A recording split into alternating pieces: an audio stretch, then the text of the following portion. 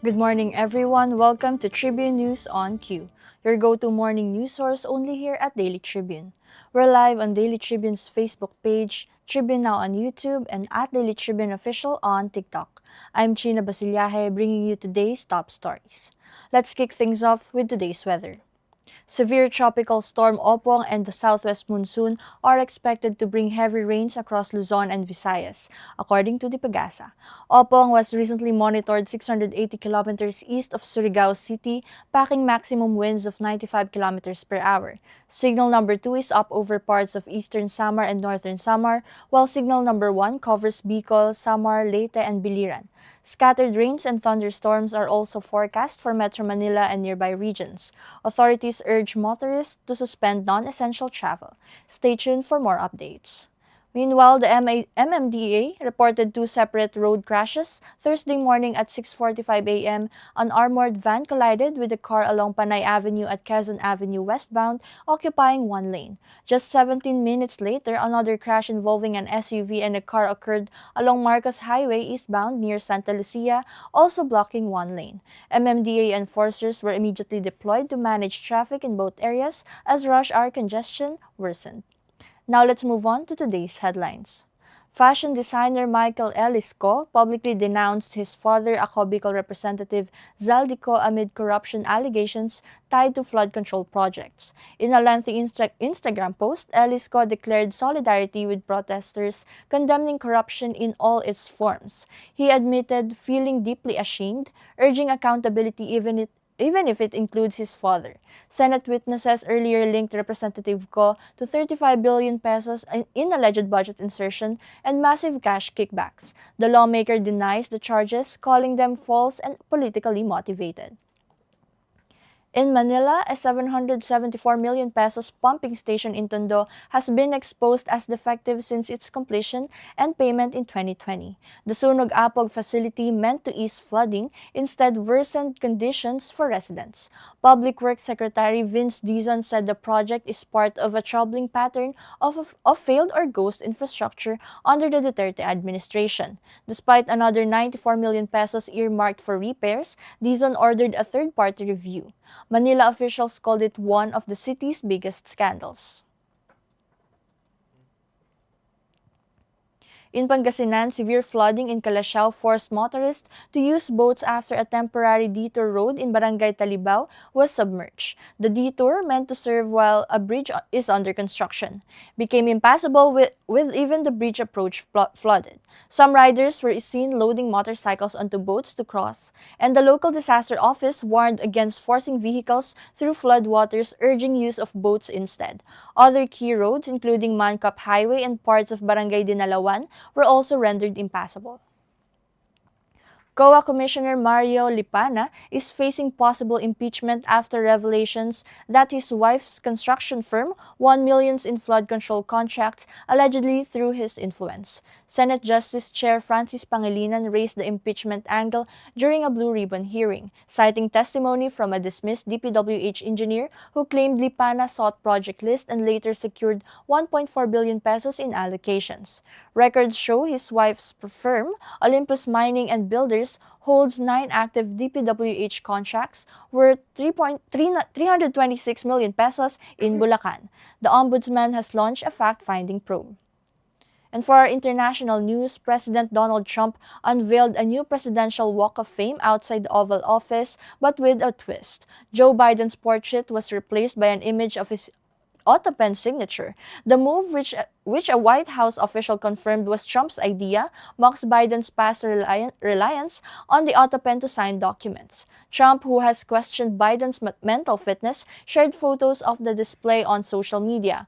Biden's team declined comment, noting the AutoPen has been used by presidents from both parties.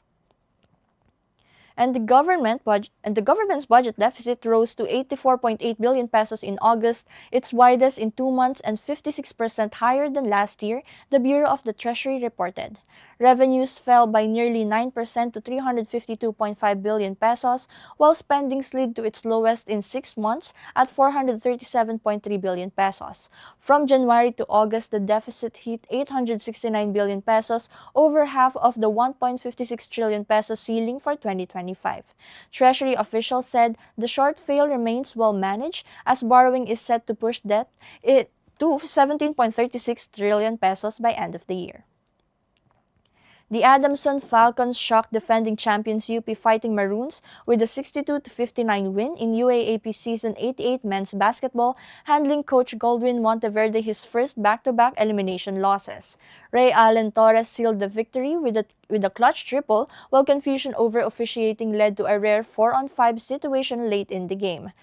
Adamson improved to 1-1, while UP's lead 0-2, and in another nail-biter, Ateneo edged UE with 62-60, with Kaimani Ladi sinking the game winner to keep the Blue Eagles unbeaten. And P-pop sensations SB19 performed their protest anthem Kapangyarihan at their Simula at Wakas concert in Tokyo, thrilling fans as the powerful lyrics flashed on screen. The 2021 collaboration with Ben and Ben, which calls on leaders to serve the public amid anger over corruption in flood control projects, has grown into a rallying song.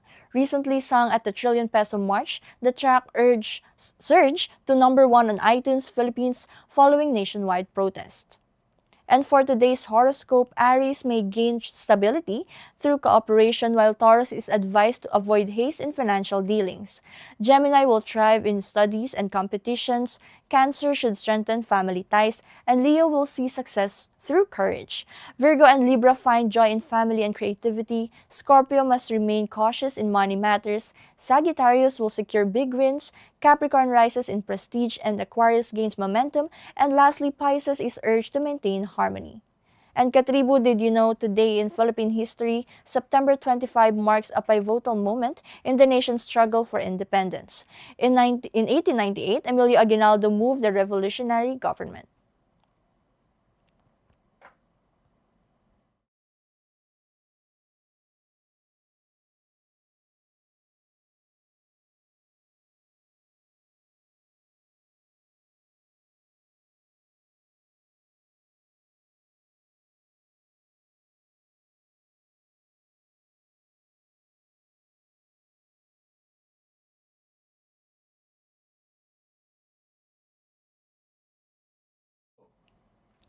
And Katribo, did you know today in Philippine history, September 25 marks a pivotal moment in the nation's struggle for independence.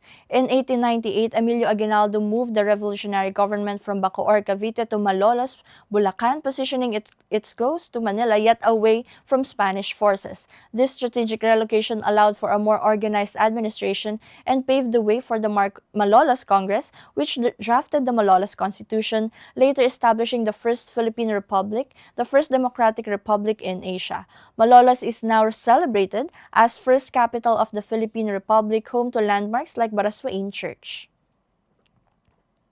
And a light-hearted moment at a local fiesta carnival has gone viral on TikTok. In the video, two friends ride a Ferris wheel when one jokingly says, "Bro, let's share a kiss." Netizens quickly reacted with comments ranging from laughter to playful concern, including one asking, "Pero what if seryoso siya?" The clip has since racked up 90,000 likes, 250 comments, 2,500 saves, and 21,000 shares. Social media users continue to enjoy the playful exchange, turning the simple carnival ride into a trending online moment.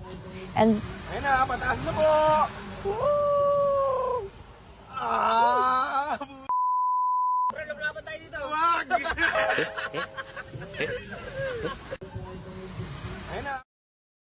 for now, join us again at noon for more updates. Once again, I'm Chynna, Basillaje, and this has been Tribune News on Q. Have a great morning.